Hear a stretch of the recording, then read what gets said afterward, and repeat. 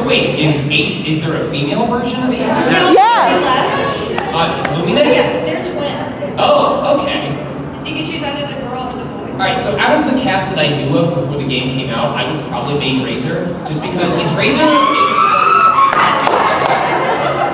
Alright, I've been told there have been moisture concerns with some of the chairs in past events, so I'm just letting you know, hand check, everyone, hand check.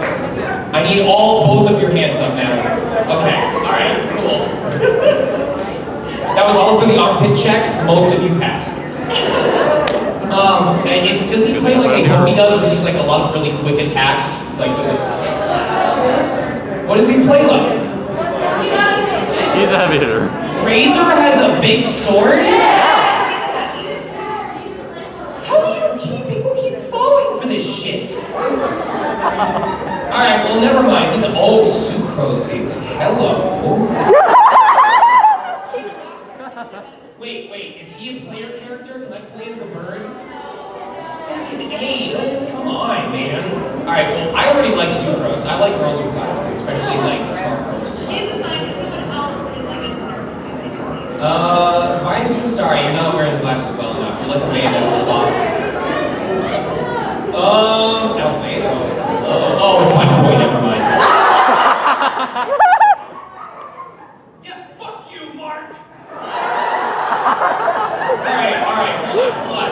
Oh, I wish I could. I need to play like Kai Dara Kasa. I need to sound something Mark Whitten sounds like, and then like do my impression of him, and I'm gonna answer questions. Oh my god. So let's see, voice, videos. Alright. Oh god. Celebration. Alright. I'm gonna listen to this. Hey everyone, thank you for listening to another episode of Spoiler Force. That doesn't sound like Mark Whitten. Spoiler Force podcast. Set your heart, please. You are listening to Zero Heart Podcast. Set your heart ablaze, number 15. Alright, what question would you like to ask Mark Whitten? Voice of Kaididididara Kuzmoha. The floor is yours. You don't have a question. Who has a question for the Mark Whitten? Come up. Why are you right side up? We discussed this. Oh, Beto. I'll do Beto. Albedo? Bego? Albedo. Okay, I'm gonna look this up now. This isn't gonna go well. But Caillou? What? Okay. Alright, so I got her. Alright, what is your question for Mark Whitten? Oh, beta. Whoops. So this motherfucker named Sean Chiplock decided to show up. Oh god, I don't want to answer as Mark Whitten, I don't know. Worst studio experience. Also, Mark, I love you. I really wish you were here. This would have been more fun with you. Please don't get me fired. He probably doesn't know me, and now I'm feeling garbage because I'm just doing this to pal around, and I've had people get like really upset before. So if you're recording this, please don't share it to Mark Whitten without saying I'm very sorry and I love you and I don't know anything about you and I want to be your friend. If I can still be your friend. Okay. The worst. Oh, I know. Oh my god. Okay. Only once in my entire career so far have I deliberately said not to credit me on the finished product. There was a studio that I did some Russian film dubs for. It was dubbing it into English.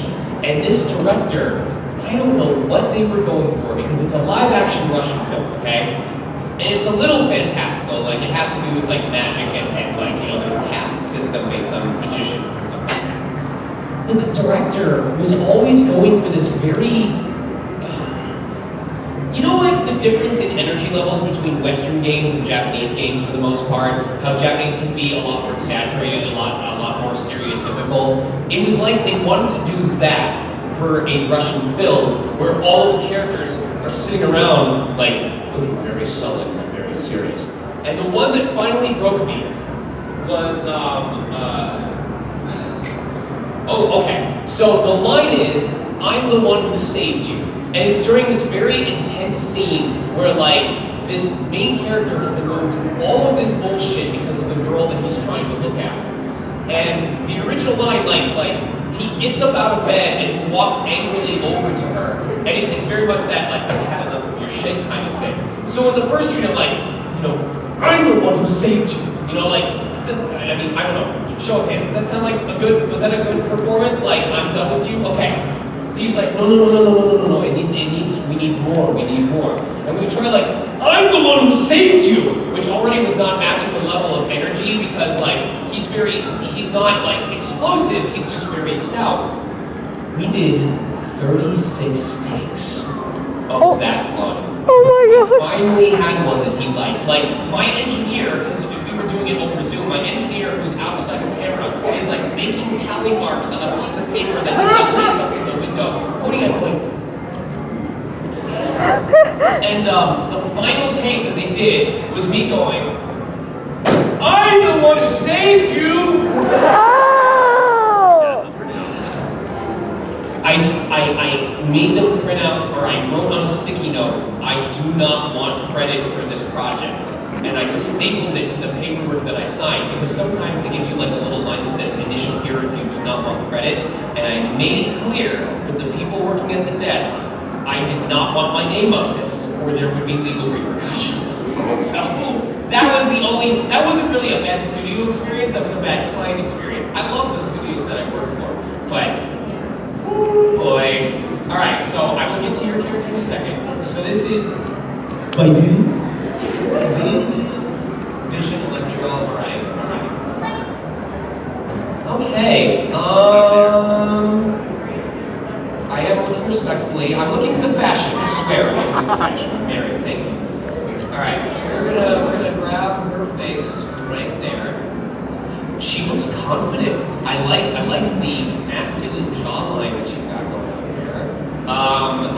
I don't like that she's giving you too easy finger access to pulling out her earring and yanking it out of her ear if you want to. She's also got like the handlebar thing in the back, like she deboned a turkey and then put it into her mouth. She stole D-Luke's sword. I don't like that. I don't know. Did she tie that herself? Like, how do you fit that through a little? Okay, all right. You know what? She is pretty between average and small. Yeah, she's pretty swell. I like her. You have to do 2 truths and a lie. Yeah, that's right. All right, so that's where I would put her after I've been these 2 truths and a lie. Okay. She's an alcoholic. She's from Mondstadt. And she's a plant worker.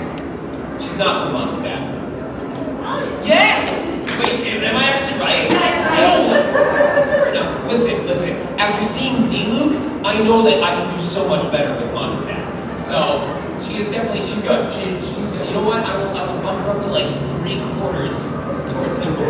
She's like right in the middle there. I'm sorry. There we go. Cool. All right, now it's time for your character.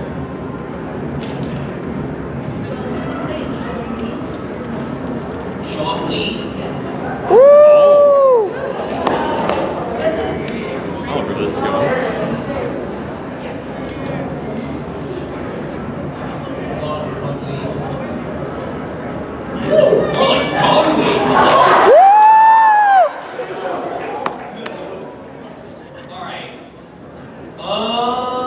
Okay, wow, this guy, all right, 2 truths and a lie, let's go.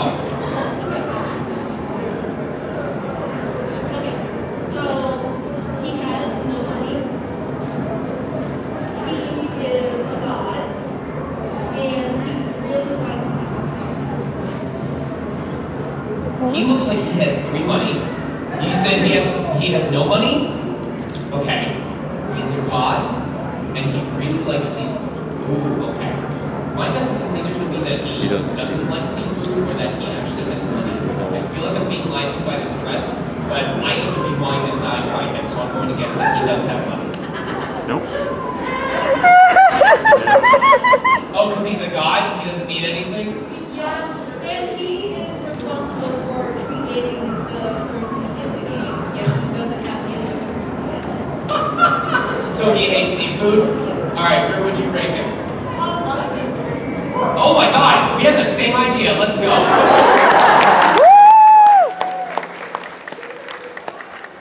He is the reason why my alt name is Sean Chiplock. Okay. All right, we've got about like 8 minutes left before I have to do my autograph study. So my question is, are you guys enjoying this? Do you want to do questions? Like, how are you guys feeling right now? I'm enjoying this. All right, let's get someone from the back row in the green sweater. Or, oh, were you pointing? All right, come on up. Yes, here. Let's go. Let's go!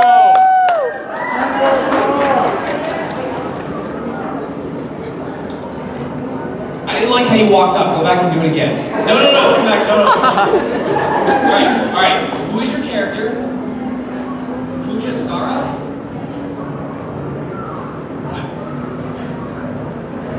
Kujo Sara. All right, what is your question? A lot of the prep happens outside of the actual session. You should be drinking water, all of you, in fact. How many people are holding up bottles of water? Or how many people have got bottles of water? All right. But not water. All right, good. Not nearly enough of you. But you should be hydrating regularly because your throat is a muscle just like any other part of your body. And because whenever you're talking, you're drying it out with air. You know, it needs to stay lubricated. Otherwise, it can develop calluses, it can develop scars. There is a surgical procedure called the polyp removal, where if your throat gets too dry, you get what are like basically like remind me what these are called. No, when you get like the bumps in your skin, what are they called?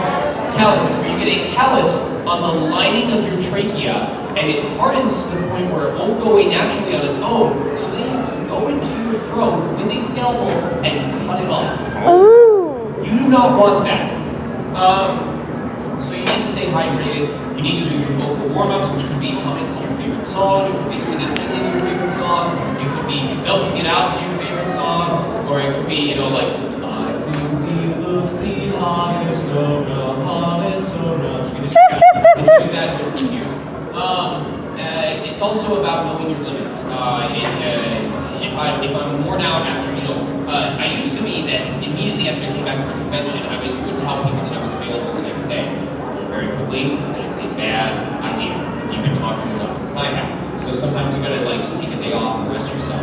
For me, it's a mixture of that pre-prep that I'll do. I'll also look up info on the character. I know that there's Japanese audio for it. I'll even listen to my audition with Japanese audio so I have a reference. A lot of it also happens in studio as well. When you ask questions to the director, like, okay, well, what is this world like? You can ask the project lead, like, what kind of weapon does this character use? You know, what's their relationship to this person that they're talking to? Because in order to become this character, I need to know what they've done. So it's a whole lot of information gathering, and then we just make a solid choice based on that. If they go around with it until we get what voice they like, and then we just sweat. Yeah. All right. So this is Kujo Sara. She is really good. Does she actually wear that mask, or is it just accessory piece? Sentimental value, but it never actually goes over the face. All right. Is this also for sentimental value? Did she like kill a rat and decide to wear the tail? Oh my God. Okay. All right. Two truths and a lie. Let's go.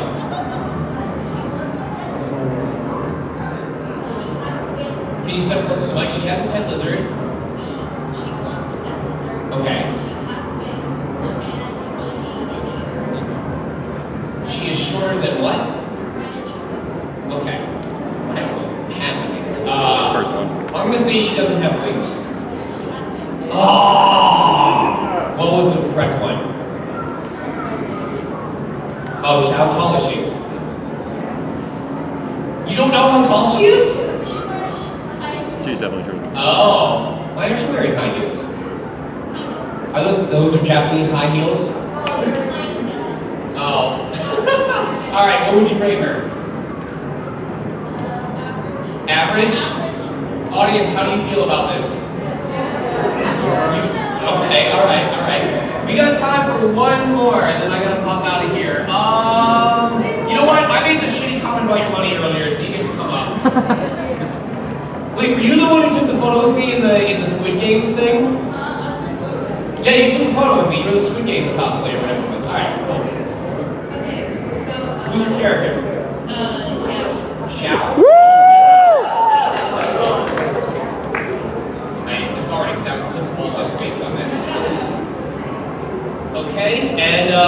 question for me? I was gonna ask, what is the most like demanding character? Like, who's your favorite? Oh man, I'm gonna have to do a top 3 because they were demanding for different reasons. Noob Saibot. What? Why are you talking? I don't understand. Okay, Noob Saibot. What is the trigger now? I don't understand what the trigger is. Thanks, Satan. Noob Saibot was difficult because in order to do the voice, I have to get very close to the microphone because I constrict my throat a lot, and that's where I get the rumbling, the graveling is because I'm violently vibrating my vocal cords. The problem is, it's for a fighting game. So imagine how difficult it is to scream a death cry as you are destroyed and your health bar is taken to 0.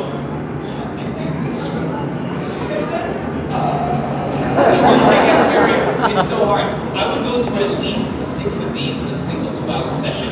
I would be stopping like every 15 minutes to drive home and pee. Goodness. But because there was some blessing, because it was so vocally intense, it was a hard cutoff of 2 hours per session, but it was still paid in the 4-hour rate. It was basically like you're doing twice the effort for half the time. So those are checks for other things. Demon in the Bog from Demon Slayer. Because that was 3 characters in one. One of them doesn't even talk. It's just 30 seconds of me going. But I had to make it sound like I was actually like gritting my teeth instead of just swishing around, toothpaste in my cheeks. I had no idea that was him. I can't even do it right now because I'm not going to throw it out if I try and do it. But it was just super, super intense. It's always 12 out of 10 yelling the entire time. If anyone has played the Demon Slayer game that came out, anyone? Nobody? Okay, yeah, that is so far the most intense I have ever had to get for a performance. And I'm proud of it. The director was impressed with me, but my god. And then I would probably say third hardest to, or the third rank is Shiki Granville from Eden Zero, because as you might know, I'm not as young as y'all anymore. So slowly but surely, the upper limits of my high range are starting to dip down month by month. And I can still do Shiki's voice, but only if my throat is in really good condition. If it starts to sound worn down at all, like it is right now. So, it's, all 3 of those are difficult for different reasons, but I'm grateful to be doing what I do, and I'm happy that you guys are entertained by it. Alright, one last time. Give me the 2 truths and a lie. What does that mean? Demigod. Okay.